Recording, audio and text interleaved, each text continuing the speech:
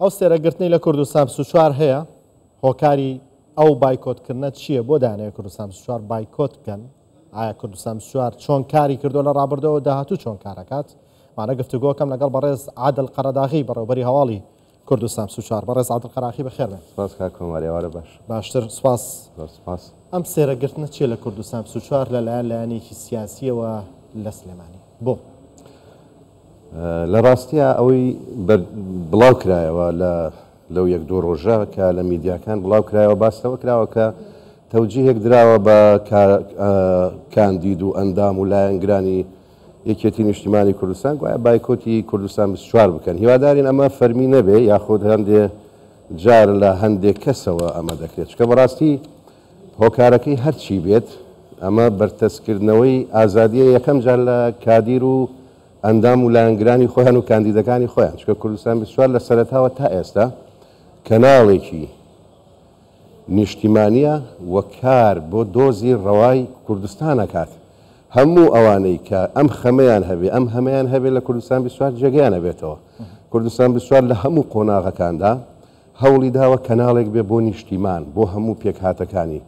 ئێمە بەڕاستی لە کوردستان 24 لەوانێت تعریفەکە بۆ هەندێک کەس نامۆ بێ لە کاتێکە سەرقاڵی کۆمەڵێ پرس و باس و کێشەی وردی سیاسی ناوخۆیی شارێکە ناوچەیەکە شوێنێکە ئەمانە بەڵام کوردستان 24 ئامانجێکی گەورەتری هەیە. کوردستان 24 کار لەسەر دۆزی ڕەوای کوردەکە لەوانەیە لێرە و لەوێ کێشەیەک هەبێ پرسێک هەبێ بابەتێک هەبێت کە ئێمە وەک هەندێک کەناڵی لۆکاڵی دیکە کە کاری سیاسەتیان لەسەر ئەو بابەتەیە نەتوانین پێی ڕابگەین چکە ئێمە کەیس و مەلەف و بابەت و قەزەی گەورەترمان هەیە. هەموو جار من ئەمە ئەڵینەوە ئەڵین کوردستان 24 قەزەی هەیە وەکو هەندێک میدیای دیکە نییە کە کێشەی هەیە مەسەلەن لەوانەیە کێشەی هەندێلایانی سیاسی ئەوە بێت مەسەلەن حەقدێکی سیاسیان هەیە بەرامبەر بە پرسێک بە بابەتێک بە لایەنێک بە حکوومەت لە شوێنێکە بەڵام کوردستان 24 ئەم گریانەی نییە. کوردستان 24 هەوڵەدا لەگەڵ لە جوگرافیای ناوچەکە چ لە نائاستی ناوخۆیی هەوڵەدا شکۆمەندی کیانی کوردستان بپارێزێ هەوڵەدا ئەم کیانە بمێنێ. من هەموو جار نمونەیەکێنمەوە بۆ هاوکارە ڕۆژنامەوانە کاماڵێن ئەگەر ئەمڕۆ کێشەی ئاو لە چەند گەڕێکێک هەبێ ممکنە چارەسەر ببێ وەکەوەی پرۆژەی ستراتیژی هەیە بووی بەڵام ئەگەر ئەم وڵاتە ڕادستی هێزێکی نامۆ بکرێ بە کەس چارەسەر ناکرێ وەکەوەی لە کەرکووک لە ڕابردوو بینراوە. بۆی لەوانەیە زۆر جار ئیشکردنی ئێمە لەسەر دۆز لەسەر قەزەی کورد هەندێک کەس بئێشێنێت کە پەیوەندی بەو نییە ئەگەر ئەو خۆی لەناو دۆزی ڕەوای کووردا بدۆزێتەوە دڵنیا بە لەوە سەرتۆپی یان هێدلاینی سەرەکی کوردستان 24 بێ. لەبەر ئەوەی دەمێ بڵێم ئەم دەنگۆیانە کە هیوادارین وانە بێ بەڕاستی کارێکی خراپە تۆ لایەنێکی سیاسی میدیا بکە بە نەیاری خۆی یاخۆت بێوێ ئازادیەکانی بەرتەس کاتەوە لە ڕابردووشە ئەمەمان بینیوە بەرامبەر 24 کراوە بەڵام ئێمە هەر لەسەر ئەو هێڵە نیشتیمانیە و ئەو هێڵەی کە ئێمە خاوەن قەزین بەردەوام بووین لەگەڵ هەموو لایەنە. ئەگەر ئەوەی کە هەیە ڕاست بێ یان ناڕاست بێت کە بەناوی مەکتەبی سیاسیەکێتیەوەیە و بایکۆتی کوردستان 24 ئەگەر ئەوان وانەڵێن کوردستان 24 جێگەی هەموو دەنگەکانی تیا بێتەوە جێگەی هەموو ئەو دەنگ و ئاراستە و ڕۆیا و ئایدیا و چۆنەڵی ئەو هەموو بەرنامەی تێدا دەبێتەوە کە خەمی قەزەی کوردیان هەیە خەمی قەزەی نیشتیمانیان هەیە خەمی قەزەی گەورەی نەتەوەییان هەیە خەمی قەزەی گەورەی پێکهاتەکانی ئەم وڵاتیان هەیە چکە لە ڕاستیدا ئێمە وەکو کوردستان 24 کەناڵێکین لە ئاستی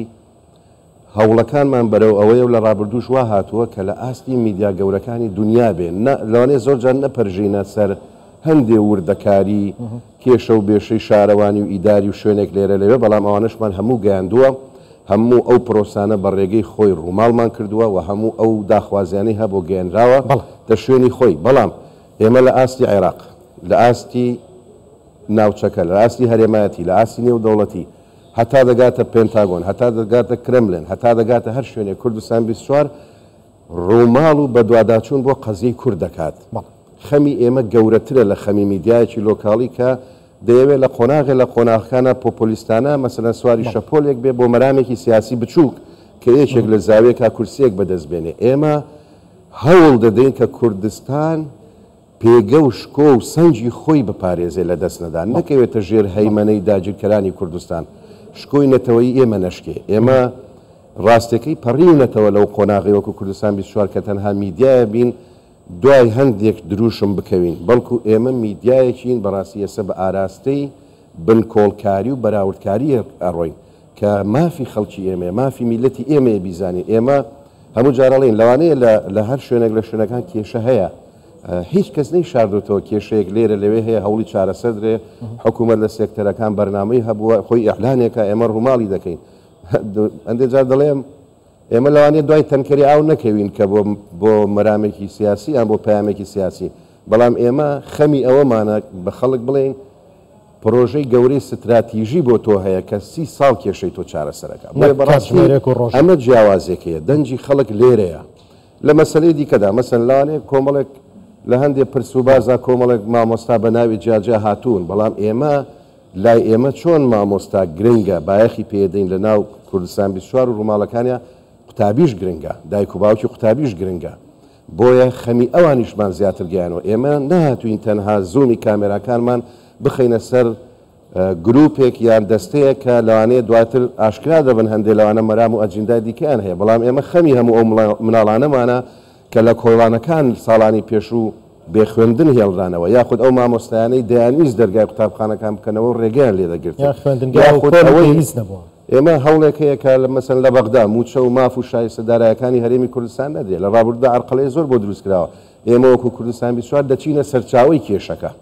بە خەڵک دەڵێن کێشەی گەورەی کورد لێرەیە لە مافەکانێتی لە باوەڕ نەبوونە بەوەی کە لە دەستور بۆی هاتووە لە ئیتیفاقاتی پێچێنانی ئیدارەی دەوڵە و حکوومەت و لایەنەکاندا کە نەکراوە ئێمە ئاوا بیرەکەینەوە هەندێک لایەن لەوانەیە ئەم شێوەی پێخۆش نەبێ کاگادر بە کورتی وەڵامی دوو پرسیارم بەرەوە کاتم زۆر کەماوە کوردستان 24 هیچ کات ڕێگری لێ کراوە گەر کراوە بۆ و کوردستان 24 چۆن مامەڵە لەگەڵ بانگەشاکە بەڵێ ئەوەی بەنسبەت ڕێگرتن بەداخەوە لە چەند شوێنێکدا بۆیە وتم ئێمە لەسەر پرسیینەتەوەی و نیشتیمانی زۆر کارەکەین مەسەلەن لە پرسی دیاریکردنی پارێزگاری کەرکووکە تیمی ئێمە وەکو هەموو میدیاکانی تر لە هۆتێل ڕەشید چاودێریە کرد وەلای ئێمە کەرکووک گرنگە کوردستانی بوونی کەرکووک گرنگە ئەسڵەن وەکو کوردستان 24 پێمان خۆشە مەسەلەن کوردێک پارێزگاری کەرکووک بێ ئیداری شارەکە لە دەست کورد بێ ئەو هەڵانەی لە ڕابردوو کراون بە جۆرێک لە جۆرەکان تعویز بکرێنەوە ڕاستە مەسەلەن سەرنجی سیاسی هەیە دابڕان هەیە خەڵکێک بە جۆرێک لە جۆرەکان سەرنجیەوە بەڵام لەوێ ڕێگریمان لێکرا دواتریش بەداخەوە بە شێوەیەک لە شێوەکان سەرکردەی یەکێتی لە ناو میدیاکاندا وەکو جۆرێک لە گاڵتە جاری و زمان دەرهێنان بەرامبەر 24 کردی لە کاتێکە تیمی خۆیان تیمەکانی ئێمە کردەوە جارێکی دیکەش لە هاتنی بەڕێز مەسعود پزیشکیان لە بەغدا تەنها ڕێگەیان نەدا کوردستان 24 ڕووماڵ بکات سەرۆکایەتی کۆمار و ئەم نیگەرانیانەشمان بڵاو کردەوە چکە ئێمە میدیایەکین بۆ هەموو قەزەیەک کە بچێتە خزمەتی شکۆمەندی قوارەی سیاسی هەرێمی کوردستان و مافی مرۆڤ و پێکهاتەکانی و هەموو خەڵکی کوردستانەوە بەبێ جیاوازی لایانی سیاسی بەتایبەتەوەی لەسەر شتێ لەسەر سلێمانی بڕێم لەو ئەوەی بڵاو بۆتەوە بەڕاستی سلێمانی لە ئێمە گرنگە وەکو ئێستا پێش ئەوەی ئێمە دەست پێ بکەین خەڵک نیگەرانە لە سلێمانی ئێمە خەمی خەڵکی سلێمانیمانە ئێمە دەمانوێت خەڵکی سلێمانی وەکو هەر شوێنێکی تر بێت وەکو هەر شوێنێک تر بە مافەکانی بژێ زۆرترین خۆپیشاندان لەوێ دەکرێت ناڕەزایەتی لەوێ هەیە داوای ماف دەکرێت بەڵام ئێمە دەڵێن ئەم مافە بۆ نادرێت چێن ئەوانەی نایڵن بەم مافە بگا ئەمە لەوانەیە بۆ هەندێک کەس هەزم نەکرێت پێی وابێ دەیەوێت خەڵکی سلێمانیش بئاڵێنێت لەو سیاسەتەوە کە خۆی هەیە بەڵێ سەبارەت بە بانگەشە وەڵامێکی کورد بانگەشەش بەنمێسبەت ئێمەوە کوردستان وەکو وتم دەبێ ئەم کیانە لە لای ئێمە وەکو کوردستان 24 ئەوەیە پەرلەمان دامەزراوەکانی ئەنجومەنی وەزیران هەموو ئەو دەستگا و دامەزراوانەی لە وڵاتە هەن کە سەنگ و پێگەی کوردیان پێوەبەندە دەمانەوێت بەڕاستی شکۆمەند و بەڕێز بن هەر بانگەشە و گفتوگۆ و ئاراستەیەک بچێتە خزمەتی ئەم پرسەوە و ئەم بۆچوونەوە ئێمە لەگەڵی داین بەڵام هەر کەسێک هەر لایەنێک بێوێ کوردستان 24 بەکاربێنێ بۆ ئەوەی ئەم وڵاتە تەسلیمی نارانی کوردستان بکە بەڕاستی ئێمە نابینە دەرگا و دەواازەیەک بۆ ئەوەی وڵاتەکەمان هەڕاج بکرێ بۆیە لەوانەیە ئالێرەدا جیاوازی هەبێت لە ئایدیا و بۆچوون یا هەندێک کەس پێی وابێ کە ئەوە لەگەڵ سیاسەتی و نایەتەوە بەڵام ئەمە ئەوەی ئێمە لەگەڵ سیاسەتی نەتەوەی و نیشتیمانی خەڵکی کوردستان دێت بەڵێ بەڕێز عادل قەرەداخی بەڕێوەبەری هەواڵی کوردستان 24 سپاس بۆ ڕوونکردنەوەکانتان بەخێرات سپاس